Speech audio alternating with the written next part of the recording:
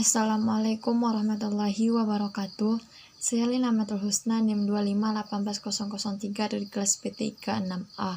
Nah, saya akan membuat video mereview jurnal mengenai jalur kritis untuk memenuhi tugas mata kuliah MPSI. Nah, selanjutnya untuk jurnal yang pertama itu adalah penggunaan Critical Path Method atau CPM untuk evaluasi waktu dan biaya pelaksanaan proyek.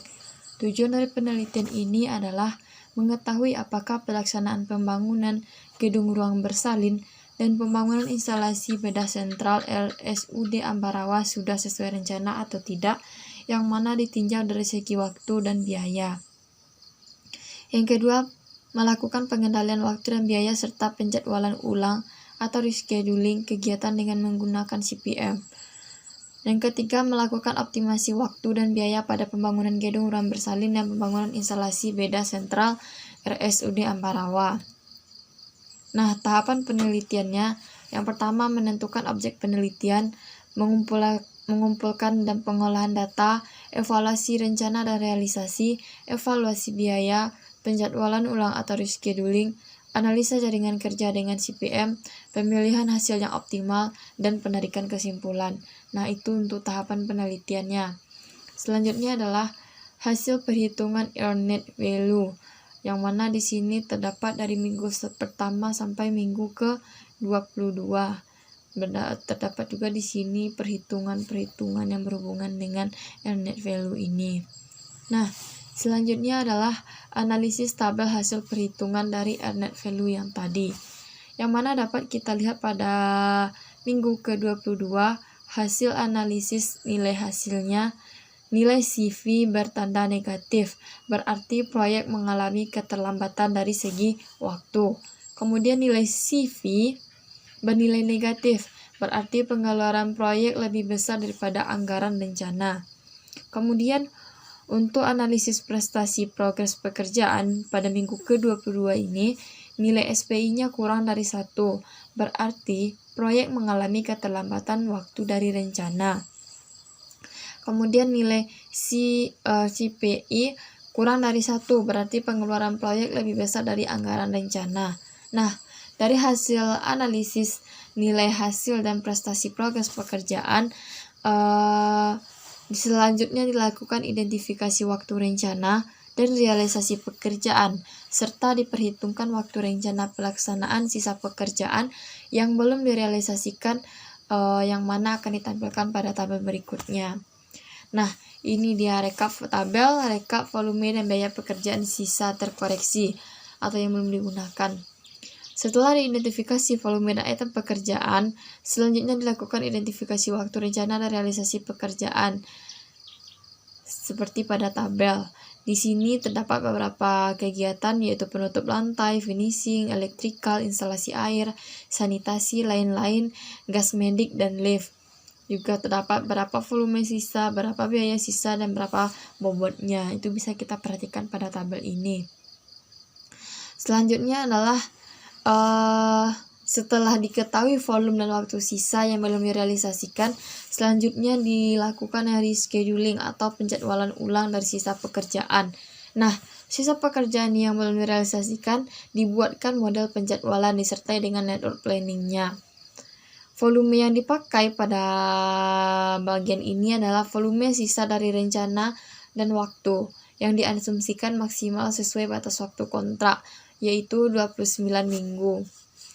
Nah, tadi pada tabel sebelumnya di situ kita peroleh bahwasanya pada minggu ke-22 di situ terjadi keterlambatan waktu penyelesaian dan juga besarnya pengeluaran daripada anggaran rencana awal.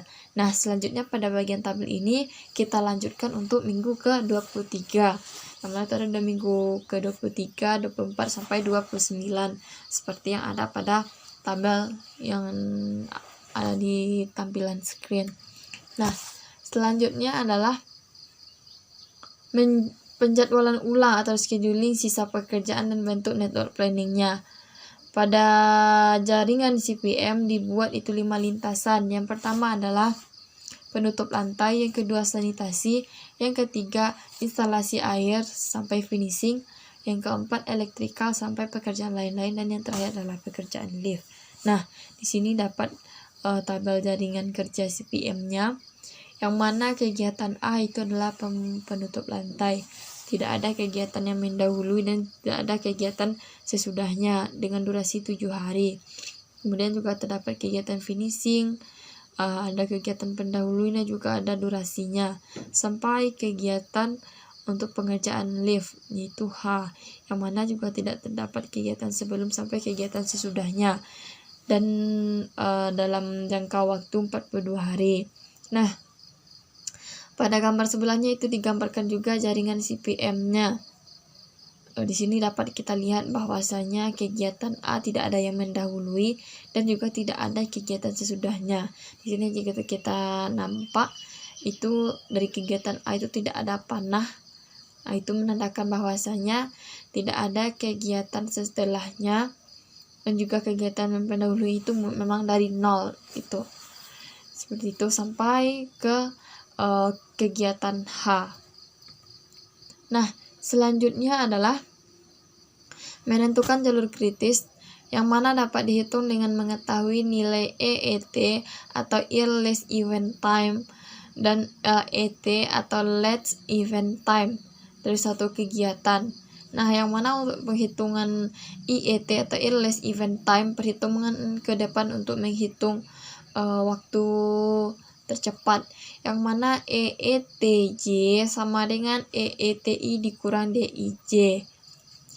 Kemudian perhitungan mundur untuk menghitung LET atau last event time, yaitu LETI sama dengan LETJ dikurang DIJ.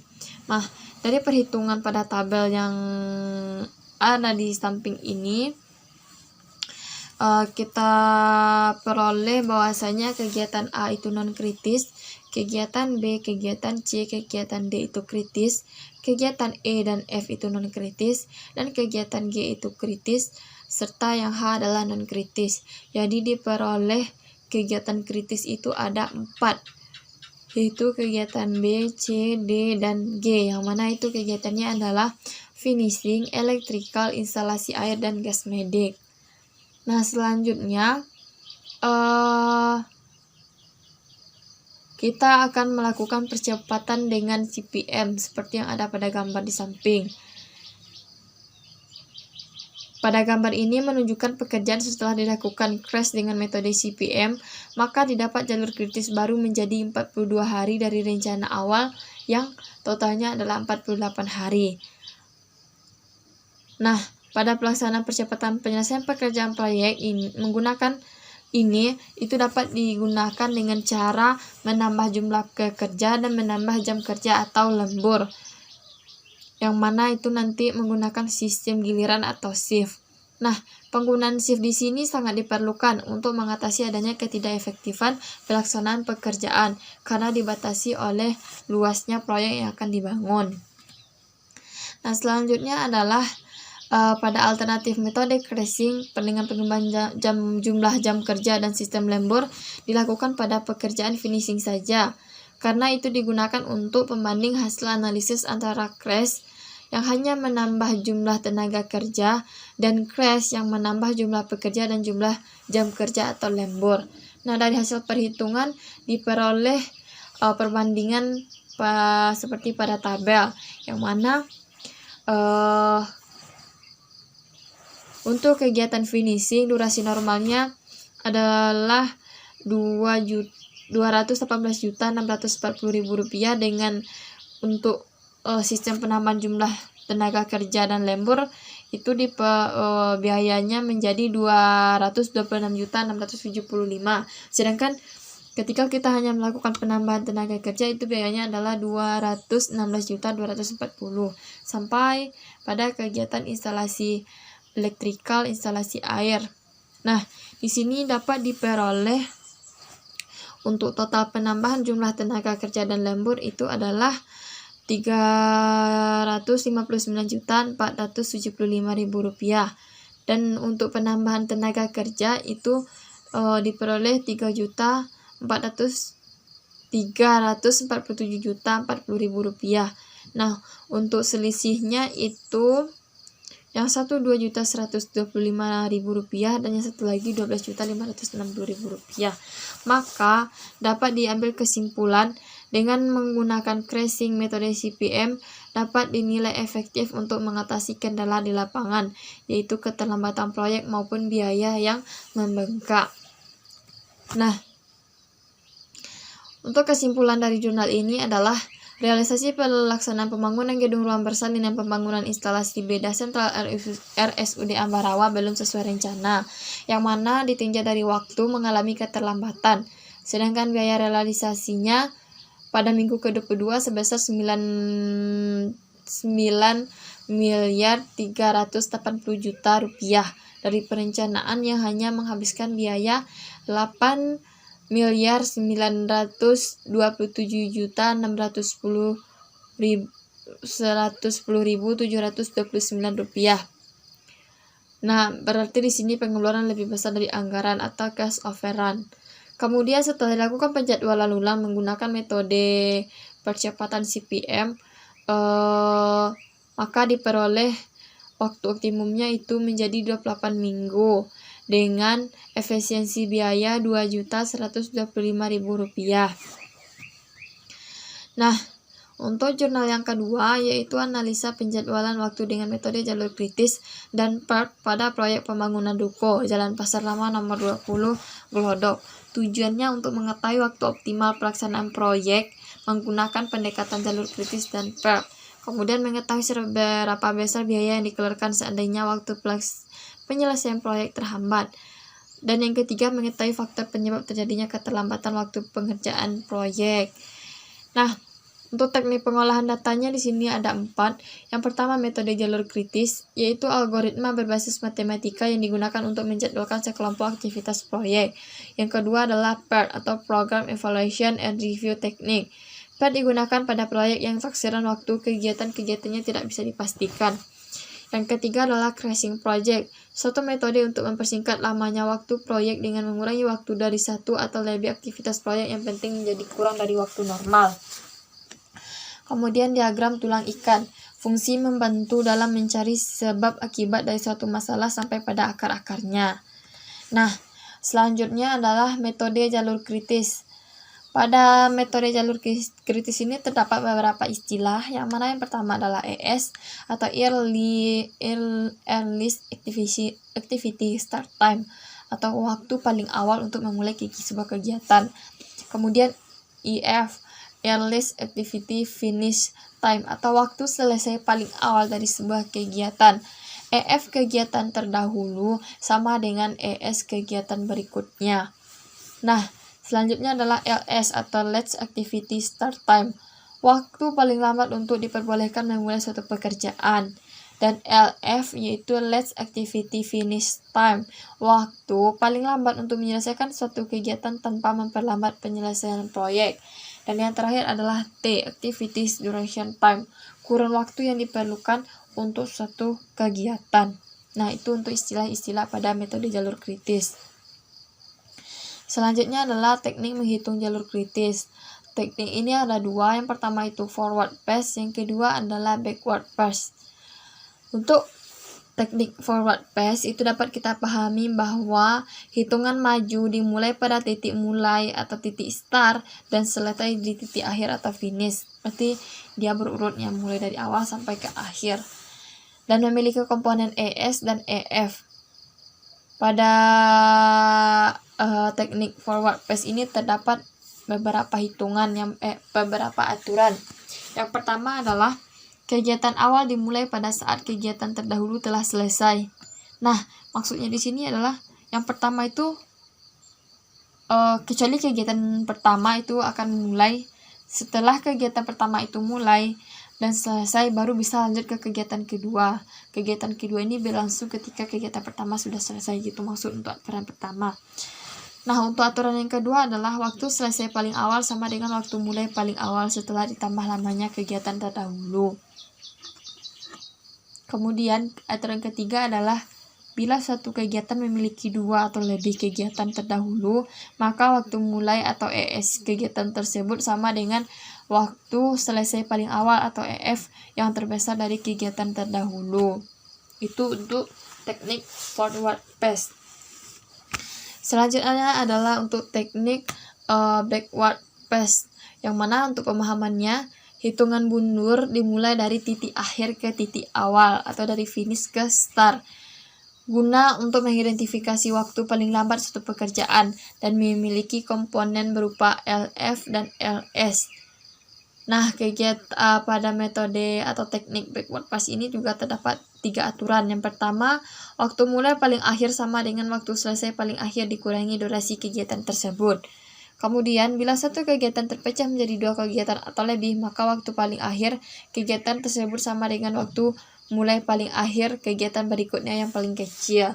Kemudian aturan ketiga adalah setelah mendapatkan kedua hitungan di atas, maka akan didapat nilai slack atau float yang merupakan sejumlah kelonggaran waktu pada sebuah jaringan kerja. Nah, selanjutnya adalah tahapan penelitiannya. Yang pertama itu studi pendahuluan dengan tinjauan pustaka dan observasi di lapangan. Kemudian masalah, itu mengidentifikasi masalah, perumusan masalah, penetapan tujuan penelitian, kemudian pengumpulan data, bisa dengan cara mengambil data primer ataupun sekunder. Selanjutnya mengolah data menggunakan diagram Pratt dan Crashing Project, kemudian kesimpulan dan saran. Kemudian analisa metode jalur kritis dan CPM. Nah, di sini diperoleh untuk pembangunan ruko itu memakan waktu sebesar 222 hari. Dan apabila dibandingkan dengan metode jalur kritis dan PERT, maka proyek ini digolong terlambat. Melihat kepada hasil yang ditunjukkan pada metode jalur kritis, itu keterlambatan diperoleh sebanyak 24 hari. Sedangkan dengan metode PERT itu keterlambatannya 11 hari. Kemudian, jika proyek pembangunan ruko tersebut direncanakan dengan metode PERT, maka kita akan mengetahui jalur kritis pada setiap pekerjaan, waktu selesainya, rentang waktu, serta tingkat kemungkinan proyek selesai yang dihitung dalam satuan persen. Nah, menurut data perencanaan proyek, biaya yang dikeluarkan sebesar 837 juta rupiah, sedangkan menurut data rekaman realita, pengeluaran proyek tercatat 873.950.000 rupiah. Di sini terlihat pembengkakan sebesar 36.950.000 rupiah sebagai akibat keterlambatan dari proyek ini. Nah, selanjutnya adalah perhitungan Crashing Project. Nah, dari hasil wawancara dengan manajer proyek, dikatakan untuk mempercepat proses penyelesaian proyek dilakukan dengan sumber daya, yaitu menambah jam kerja, menambah alat-alat proyek, dan menambah tenaga kerja. Teknik Crashing Project ini menimbulkan biaya tambahan, di mana biaya tambahan tersebut akan dipergunakan maksimal apabila dilakukan pada kegiatan yang memiliki jalur kritis. Parameter yang digunakan adalah dengan menambahkan tenaga kerja profesional dengan kepastian bahwa tenaga kerja profesional dapat melaksanakan pekerjaan lebih baik daripada pekerja yang biasanya atau yang sebelumnya. Nah, pekerja profesional ditambahkan apabila satu pekerjaan mengalami keterlambatan seperti pada kegiatan 1 atau pekerjaan galian pondasi memiliki durasi perencanaan 10 hari kerja dan setelah berjalan pada hari kelima, hasil pekerjaannya belum mencapai 50%, maka diputuskan untuk dilakukan percepatan dengan penambahan tenaga kerja. Dari hasil crash didapat total biaya dengan memperpendek durasi selama 16 hari senilai 109.646.564 rupiah. Sedangkan setelah dipangkas 16 hari dengan menggunakan Crashing Project, hasil biaya meningkat menjadi 109.646.564 rupiah. Nah, pemangkasan durasi sebesar 16 hari memiliki peningkatan biaya sebesar 1.090.000 rupiah. Nah, jadi dengan peningkatan biaya selama 16 hari ini, total biaya yang dibutuhkan untuk penyelesaian proyek ini meningkat menjadi 857.260.000 rupiah. Kemudian, selanjutnya adalah diagram tulang ikan dari jurnal ini. Di sini keterlambatan penyelesaian proyek itu dipengaruhi oleh 5 faktor. Yang pertama manusia, material, metode, mesin, dan lingkungan. Manusia ini itu penyebabnya mungkin kurang briefing atau kurang pengawasan, kurang kerja, kurang ahli, tenaga kerja kurang ahli, kurangnya pengawasan, dana gaji telat, atau tenaga kerja absen. Kemudian untuk material ini bisa jadi material yang dipesan itu tidak sesuai dengan kebutuhan, atau material yang digunakan itu tidak bagus atau kualitasnya kurang, dan juga keterlambatan dari material ini. Selanjutnya untuk metode, yang pertama itu mungkin kurang pengawasan atau jadwal kontrol tidak teratur. Kemudian metode instruksi kerja tidak tepat atau desain yang berubah-ubah. Kemudian untuk mesin itu bisa saja dipengaruhi oleh kurangnya alat-alat atau mesin yang digunakan atau rusak. Kemudian yang kelima adalah lingkungan. Lingkungan ini sangat mempengaruhi dalam proses pembangunan proyek. Ketika cuaca tidak bagus atau hujan, itu akan memperlambat proses kerja pada proyek. Nah, itu untuk diagram tulang ikannya. Nah, ini seperti sudah dikatakan tadi, ada 5 faktor yang mempengaruhi penyelesaian proyek. Nah, untuk jurnal yang ketiga yaitu penggunaan metode jalur kritis pada manajemen proyek, studi kasus PT Trans Communication International, yang mana prosedur oleh manajer proyek atau kerja yang dilakukan oleh manajer proyek. Yang pertama, mengidentifikasi aktivitas yang akan dilakukan dalam pelaksanaan proyek. Kemudian, membuat project plan. Selanjutnya, manajer proyek menerima status update dari setiap aktivitas atau tugas dari anggota tim PMO. Kemudian, manajemen proyek memberikan laporan rutin kepada stakeholder mengenai kemajuan proyek. Nah, itu untuk manajer proyek. Kemudian selanjutnya adalah prosedur oleh anggota tim PMO. Setiap anggota PMO mengupdate status perkembangan dari aktivitas proyek. Kemudian jika ada tugas yang merupakan bagian dari tugas di project plan, maka tugas tersebut akan didokumentasikan ke dalam spreadsheet oleh masing-masing anggota tim PMO untuk kebutuhan areanya masing-masing. Nah, selanjutnya diagram alur perhitungan jalur kritisnya. Berdasarkan daftar aktivitas tersebut, perhitungan jalur kritis akan dilakukan. Dia akan menghasilkan early start atau ES, early finish atau EF, late start atau LS, late finish atau LF, dan slack time yang diperlukan untuk mengidentifikasi jalur kritis. Nah, ini yang seperti sudah saya jelaskan tadi, itu ada LS, EF, ES, LF, float ataupun slack. Nah, kemudian diagram alur metode jalur kritis, yang mana itu seperti gambar, ada mulai, kemudian menentukan I sama dengan 1, sampai identifikasi aktivitas yang punya slack time sama dengan 0 dan selesai. Nah, ini hasil dan implementasi validasi terhadap user requirement. Yang pertama itu pada tampilan ini kita memasukkan informasi mengenai schedule, kemudian memasukkan aktivitas detail di dalam tampilan grid, kemudian mengklik tombol calculate, maka akan dimunculkan atau ditampilkan informasi jalur-jalur kritis dari kegiatan ini. Nah, kesimpulannya adalah penelitian ini berhasil mengembangkan sebuah aplikasi dengan menggunakan metode jalur kritis, yang mana dia membantu memberikan informasi untuk mencegah terjadinya keterlambatan, memberikan informasi mengenai toleransi keterlambatan, mengingatkan anggota tim mengenai aktivitas yang due date atau batas waktunya yang sudah dekat. Jadi pada jurnal yang ketiga ini dia itu kan membuat sebuah sistem untuk menentukan jalur kritis, dan itu berhasil. Nah,